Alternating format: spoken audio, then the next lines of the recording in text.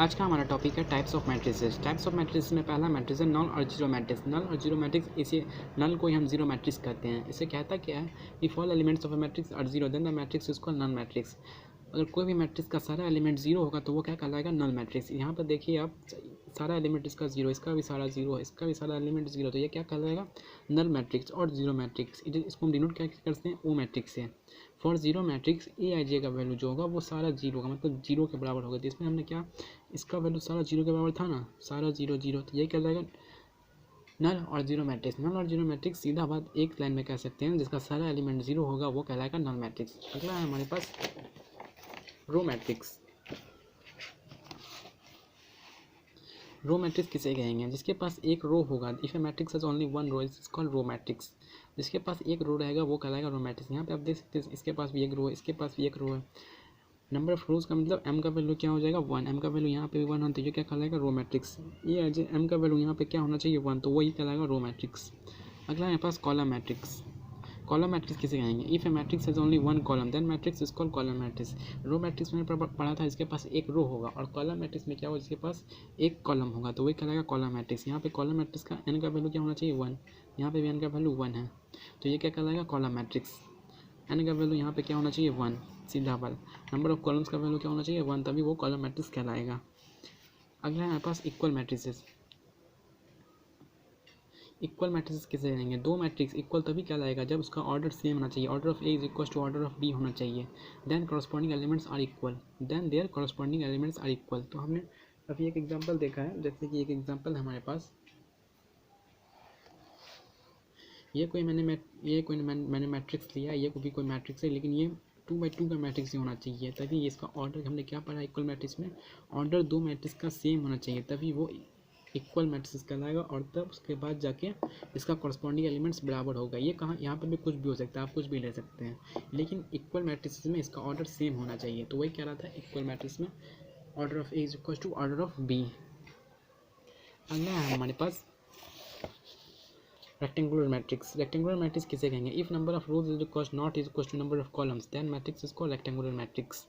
Example है हमारे पास, हमने क्या पढ़ा, number of rows is not is equal to number of columns, तो यहाँ पे number of rows is equal to number of columns नहीं है, यहाँ पे भी number of rows is equal to not number of columns है, तो ये कैसा मैट्रिक्स कहलाएगा, रेक्टेंगुलर मैट्रिक्स। और इसको हम कैसे लिख सकते हैं, एक लाइन में, m is not is equal to n, तो ये m इज नॉट, m और n का वैल्यू सेम नहीं होना चाहिए, तो वही कहलाएगा rectangular matrix. Types of rectangular matrix. Types of rectangular matrix हमारे पास पहला मैट्रिक्स है हॉरिजॉन्टल मैट्रिक्स। हॉरिजॉन्टल मैट्रिक्स किसे कहेंगे, हॉरिजॉन्टल मैट्रिक्स हमारे पास है, पहला है m is less than n, मतलब क्या हुआ, m नंबर ऑफ कॉलम्स का वैल्यू ज़्यादा होगा, नंबर ऑफ कॉलम्स का वैल्यू क्या होगा, ज़्यादा होगा। यहाँ पे देख रहे हैं ना, नंबर ऑफ कॉलम्स का वैल्यू ज़्यादा है और नंबर ऑफ रोज का वैल्यू कम है, तो ये क्या लाएगा, हॉरिजॉन्टल मैट्रिक्स। वर्टिकल मैट्रिक्स में क्या हो गया, m is greater than n, मतलब नंबर ऑफ रोज का वैल्यू ज़्यादा होगा। यहाँ पे आप देख सकते हैं नंबर ऑफ रोज कितना हमारे पास, चार रो है ना, 1 2 3 4, तो इसलिए नंबर ऑफ रोज का वैल्यू ज़्यादा है, तो ये क्या लाएगा, vertical matrix. Square matrix. Square matrix किसे कहेंगे, if number of rows equal to number of column then matrix is called square matrix. Number of rows, जैसे कि हमने क्या पता, इक्वल मैट्रिक्स स्क्वायर मैट्रिक्स कहलाएगा, ठीक ना। यहाँ पे जैसे कि हमारे पास एग्जांपल है 2 4 3 माइनस का 1, इसका ऑर्डर क्या हो जाएगा, 2x2 का हो जाएगा ना, ये मैट्रिक्स कितना का हो जाएगा, 2x2 का। इफ इसका नंबर ऑफ रोज और नंबर ऑफ कॉलम सेम है तो ये क्या कहलाएगा, स्क्वायर मैट्रिक्स। नोट में हमारे पास एक मैट्रिक्स दिया हुआ है, एक्स वाई को हम क्या कहेंगे, principal diagonal elements, principal diagonal या मेन डायगोनल एलिमेंट्स, ठीक ना। अब हमारे पास है स्क्वायर मैट्रिक्स का टाइप। स्क्वायर मैट्रिक्स का टाइप में हमारे पास पहला है, टाइप्स ऑफ स्क्वायर मैट्रिक्स में पहला डायगोनल मैट्रिक्स। डायगोनल मैट्रिक्स किसे कहेंगे, square matrix which all diagonal elements are zero it is called diagonal elements. जिसका नॉन डायगोनल एलिमेंट जीरो होना चाहिए, मतलब प्रिंसिपल डायगोनल को छोड़ के सारा एलिमेंट जीरो होना चाहिए, तो यहाँ पे ऑल नॉन डायगोनल एलिमेंट्स ये डायगोनल एलिमेंट कहलाएगा हमारा, और ये नॉन डायगोनल एलिमेंट्स, इसमें भी नॉन डायगोनल एलिमेंट जीरो है, तो ये कैसा मैट्रिक्स कहलाएगा, डायगोनल मैट्रिक्स।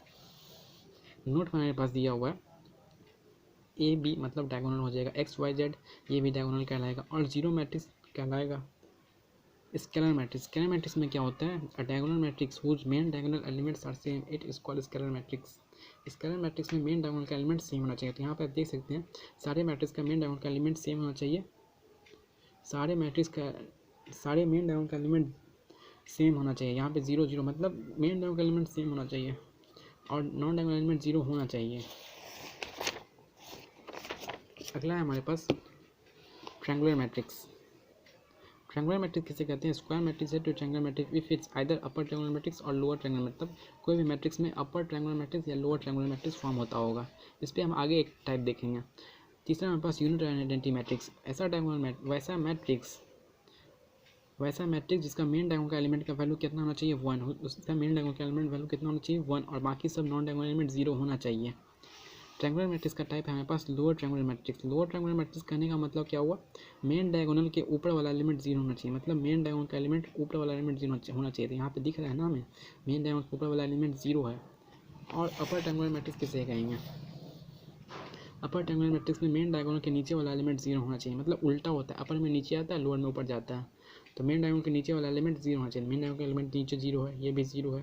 ट्रायंगुलर फॉर्म होगा और मेन डायगोनल के नीचे वाला एलिमेंट 0 होगा तो वो क्या कहलाएगा? अपर ट्रायंगुलर मैट्रिक्स।